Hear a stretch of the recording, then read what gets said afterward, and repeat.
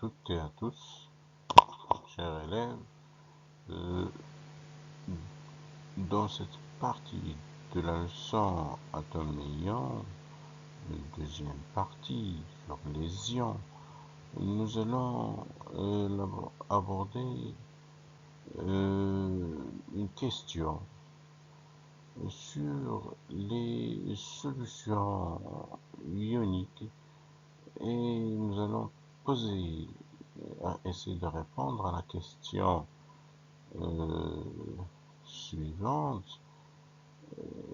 Quel est le responsable de la conduction du courant électrique dans les solutions ioniques? Et qu'est-ce qu'une solution ionique? Et qu'est-ce que ça veut dire une solution moléculaire? Et quelles sont les particules responsables de la conduction d'une solution ionique? Eh bien, pour aborder cette partie,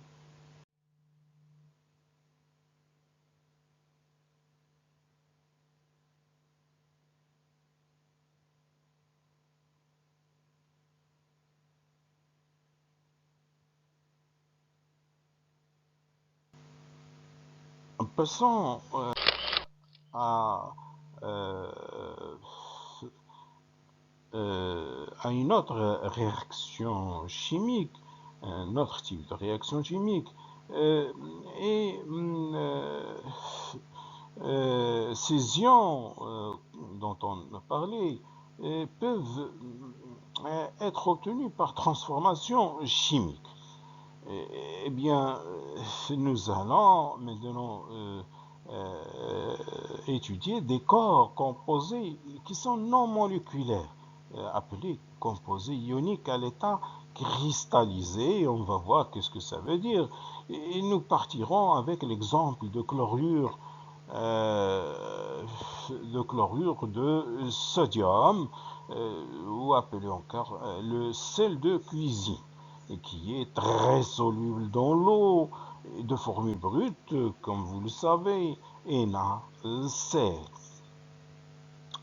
Et alors, pour tester, vous avez vu en première année du collège que il y a des solutions conductrices du courant électrique, d'autres non. D'autres sont des isolants, ne conduisent pas le courant électrique. Et alors, pour tester la conductivité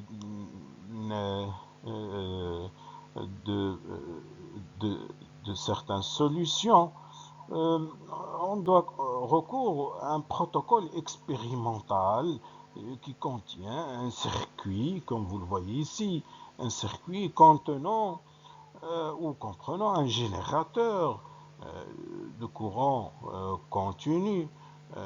Là, c'est le pôle positif. Voilà. Et là, c'est le pôle négatif du générateur. Et alors, comprenons, on a dit un générateur. Une lampe témoin qui nous témoigne si le courant passe ou non dans la solution à tester. Un ampèremètre qui indique le passage du courant électrique et deux électrodes, par exemple le graphite ou n'importe. Et des fils de connexion, il y en a 4 fils. Eh bien, un bécher contenant la solution ou un électrolyseur et les solutions à tester qu'on va mettre dans cet électrolyseur ou ce bécher. On a l'eau distillée ou l'eau pure, l'eau salée, l'eau sucrée et l'eau minérale. Et on met la solution à tester et on observe s'il y a passage du courant électrique eh bien, cette solution est conductrice du courant électrique. Sinon, cette solution on va dire qu'elle est isolante. Il ne conduit pas le courant électrique. Et on a une lampe témoin, la lampe témoin, voilà, la lampe. Cette lampe, euh, en cas où l'intensité du courant est suffisante, euh, pour éclairer la lampe témoin, eh bien, il va s'allumer.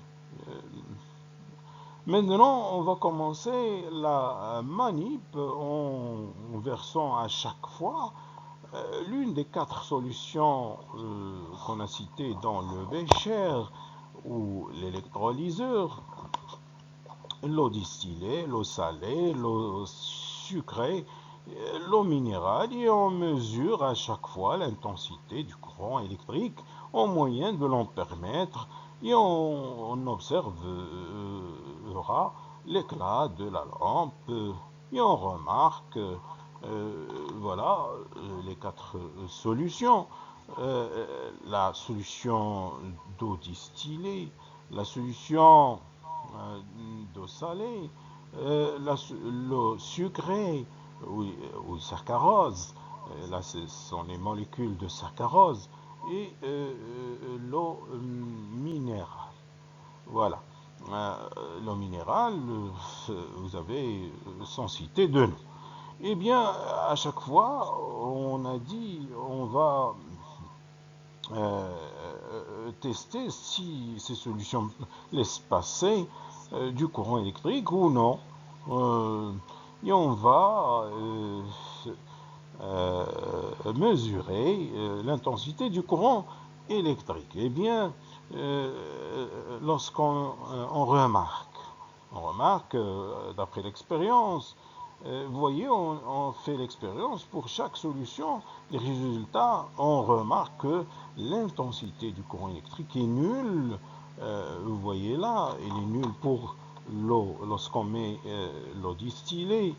Aussi lorsqu'on met l'eau sucrée ou le saccharose. Hein, D'accord. Qu'est-ce que ça veut dire? Eh bien, ça veut dire tout simplement que ces solutions ne conduisent pas du courant électrique. Par contre, pour l'eau salée et l'eau minérale, l'eau salée, voilà, et l'eau minérale, voilà, l'eau salée et minérale, on remarque qu'ils conduisent du courant électrique, puisque l'eau salée, on a trouvé que l'intensité du courant mesurée est de 1,2 milliampères. C'est un très bon conducteur de courant électrique.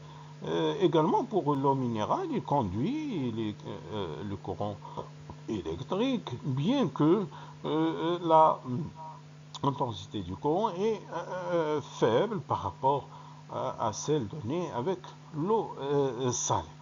Eh bien, euh, et par conséquent, on en déduit que ces deux solutions sont,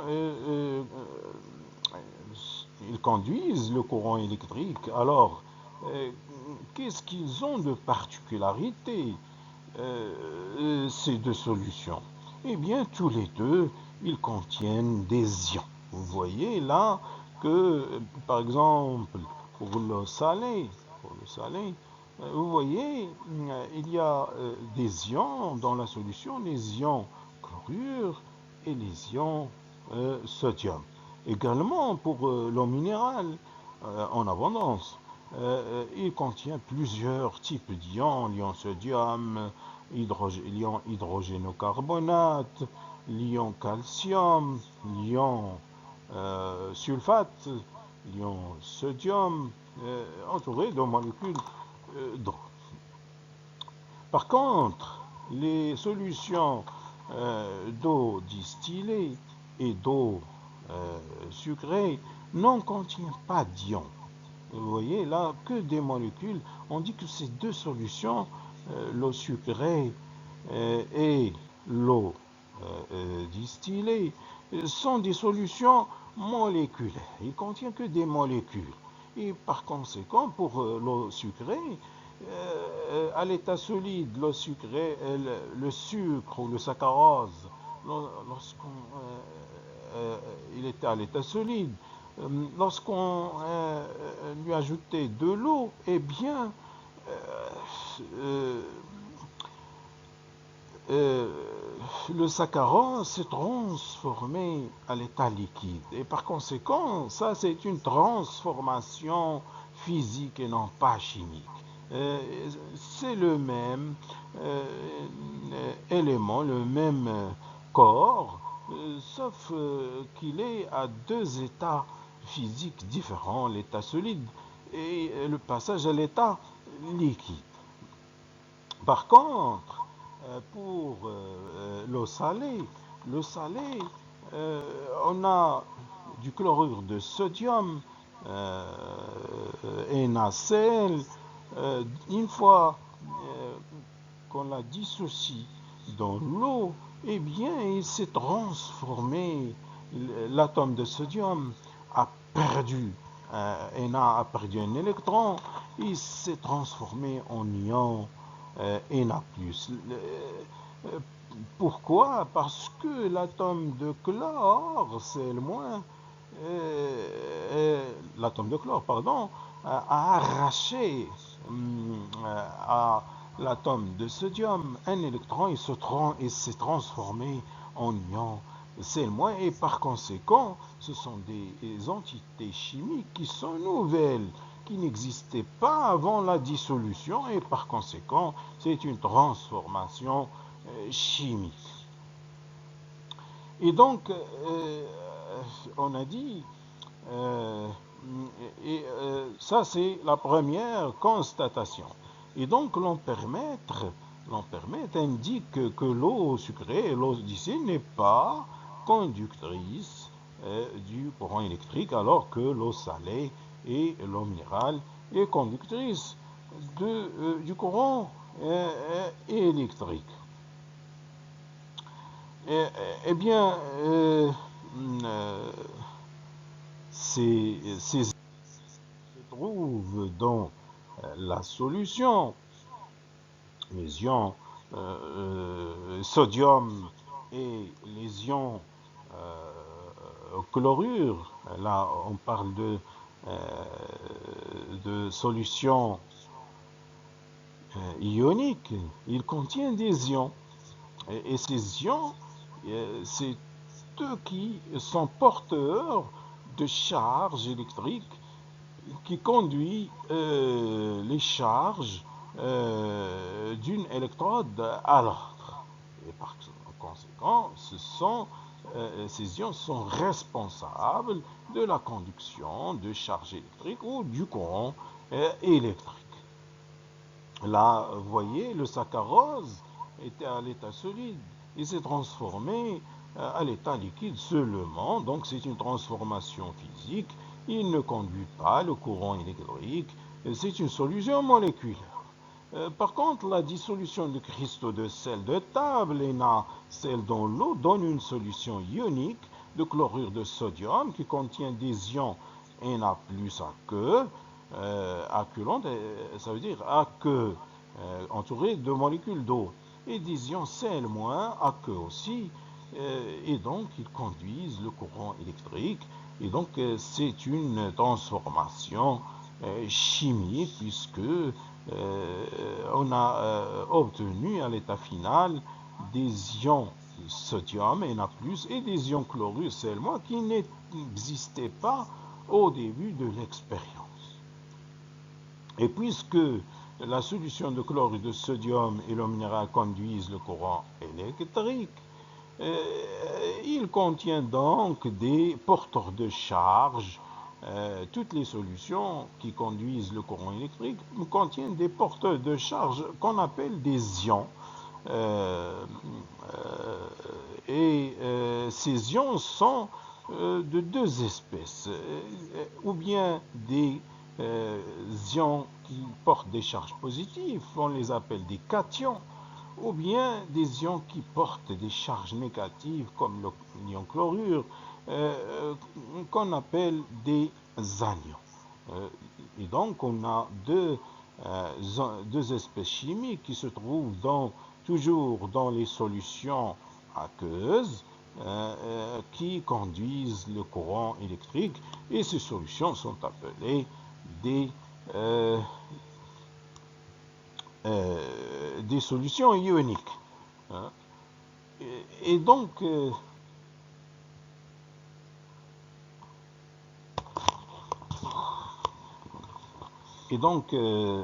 lorsqu'on met des cristaux de sel, de table, de chlorure de sodium dans l'eau, il donne une solution ionique, voilà, une solution ionique. Et j'ai représenté ici en magenta les ions de sodium, Na+. Et en vert, j'ai représenté les ions Cl-, voilà, les ions Cl- en vert, sont des anions. Et on appelle,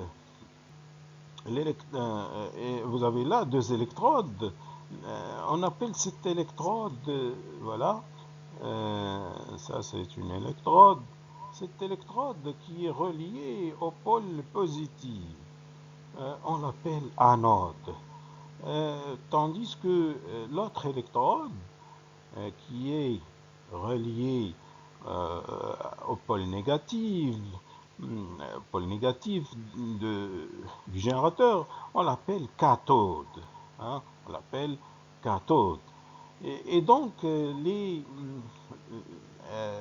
ions sodium, voilà, ils portent des charges positives.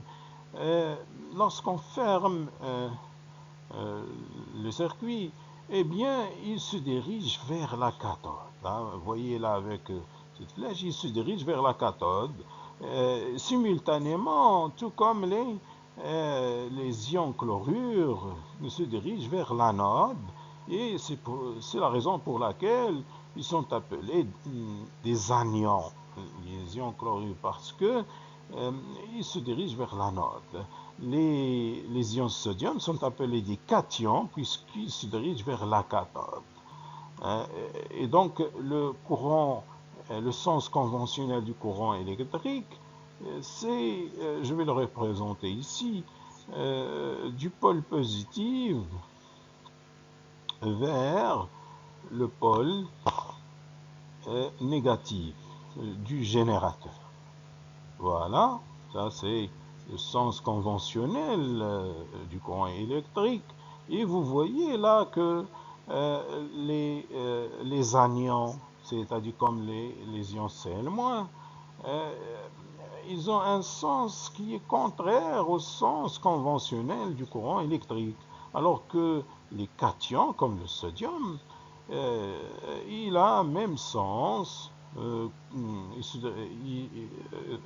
même sens de déplacement que le sens du courant électrique dans le métal. Et donc, les ions sodium et chlorure,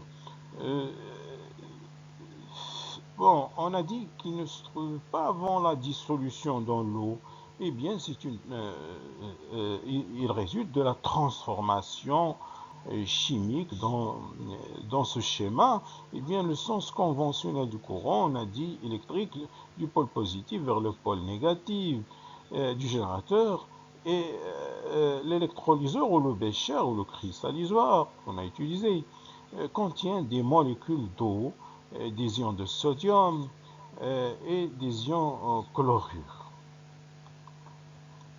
Et lorsque, bon, vous voyez, lorsqu'on dissout le sel de table et nacelle, eh bien, on remarque qu'il y a transformation des ions sodium en ions, des atomes de sodium Na en ions sodium Na+, et de l'atome chlore, Cl, anion, chlorure, Cl-.